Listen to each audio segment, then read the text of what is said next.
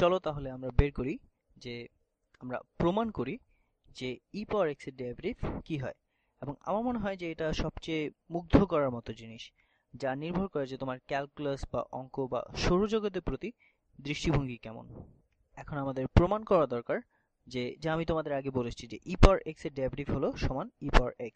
তো এটা একটি মুগ্ধ করার মতো জিনিস, এবং রেখার যে কোনো বিন্দুতে এর মান হলো x এর মানের সমান। যে কোনো বিন্দুতে ফাংশনের মানের সমান x এর মানের সমান নয়। তো যে কোনো বিন্দুতে ঢাল সমান হলো এই ফাংশনের মান, এবং এটা হলো অবিশ্বাস্য। এবং এটা আরো বোঝায় যে যে কোনো বিন্দুতে এর দ্বিতীয় ডেরিভেটিভ হলো সমান এই মানে ফাংশনের সমান, এবং তৃতীয় ডেরিভেটিভ বা অসীমতম ডেরিভেটিভ। তো এটা আমাকে সব সময় মুগ্ধ করে। তো যাই হোক, আমরা কাজের কথায় ফেরত আসি। তাহলে আমরা কিভাবে এটা প্রমাণ করব? আমরা ইতিমধ্যে এটা প্রমাণ করেছি যে আমি আসলে এই ভিডিওটি শুরু হওয়ার আগেই বলেছিলাম যে এটা ডেরিভেটিভ, এবং কিছু মানুষ এটাকে ই এর সংজ্ঞা বলে। তো তারা আসলে উল্টোটা বলে। তারা বলে যে এমন কিছু সংখ্যা রয়েছে যার জন্য এটা সত্য, এবং আমরা সেই সংখ্যাকে ই বলি। তাহলে এটি দেখে মনে হচ্ছে যেটা ঘুরে ফিরে আসলে একই ব্যাপার। তো কিন্তু আমরা বলেছি যে ই সমান হলো লিমিট যখন n অসীমের নিকটবর্তী হয়, এবং 1 যোগ 1 ভাগ n পাওয়ার n এর জন্য। তো এবং আমরা আসলে এটা প্রমাণ করেছি যে এই সাধারণ লগ ভিত্তিক x এর ডেরিভেটিভ হলো সমান 1 ভাগ x। এবং যেহেতু আমরা এটা প্রমাণ করে ফেলেছি, তো আমরা এখন এটা ব্যবহার করব এটা প্রমাণ করার জন্য। তো আমি এখানে লেখার রং পরিবর্তন করতে থাকব বিষয়টিকে আকর্ষণীয় করার জন্য। এখন আমরা ডেরিভেটিভ নিব সাধারণ লগ e পাওয়ার x এর জন্য।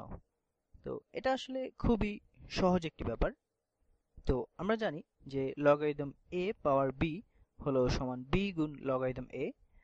তার মানে এটা সমান হবে যে ডেরিভেটিভ x সাধারণ লগ e।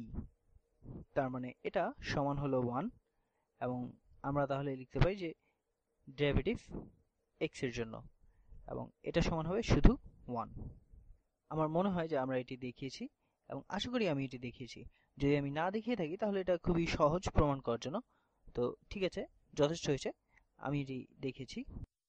কিন্তু চলো আমরা এটি অন্য উপায় করি, চেইন রুল ব্যবহার করে। তাহলে চেইন রুল কি বলে? যদি আমাদের f of g of x থাকে, এবং যেখানে আমাদের একটি ফাংশন আরেকটি ফাংশনের মধ্যে বসে আছে, তো চেইন রুল আমাদের বলে যে আমাদের ভিতরের ফাংশনের ডেরিভেটিভ নিব।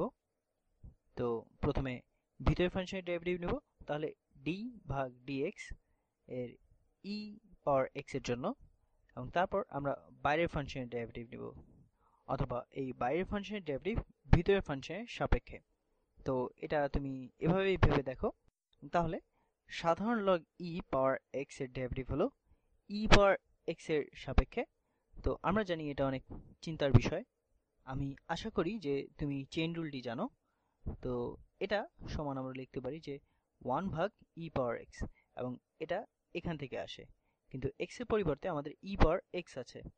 তাহলে এটা হলো শুধু চেইন রুল। আর আমরা কি জানি? আমরা জানি যে এটা সমান হলো এটা, এবং আমরা আরো জানি যে এটা সমান হলো এটা। তাহলে এটা সমান হবে এটা, তাহলে এটা সমান হবে 1। তো চলো শুধু এই সমীকরণের উভয় পাশে আমরা e পাওয়ার x দিয়ে গুণ করি। তাহলে আমরা পাই আমাদের বাম পাশে শুধু এটা থাকবে। তো এটা হলো ডেরিভেটিভ e পাওয়ার x এর জন্য গুণ, আমরা দুই দিকেই e পাওয়ার x দিয়ে গুণ করছি, তাহলে এখানে হবে e পাওয়ার x ভাগ e পাওয়ার x, আর এটা সমান হবে e পাওয়ার x। তো এখন এটাকে আমরা কেটে ফেলতে পারি, এবং আমাদের শেষ। তো এটা হয়তো তোমাকে পুরোপুরি সন্তুষ্ট করেনি, কিন্তু এটাও কাজ করে। তো e পাওয়ার x এর ডেরিভেটিভ হলো e পাওয়ার x। তো আমার মনে হয় যে স্কুল বা দেশের মানুষের একটি জাতীয় ছুটি নেওয়া উচিত বা কিছু একটা, এবং জনগণের এটা মানতেই হবে যে এটি আসলেই মুগ্ধ করার মতো। কিন্তু তারপর এটি আমাদের নিয়ে যাবে, এবং আমি বলবো যে আরো নাটকীয় ফলাফলে, যা খুব বেশি দূরে নয়। তো যাই হোক, পরের ভিডিওতে দেখা হবে।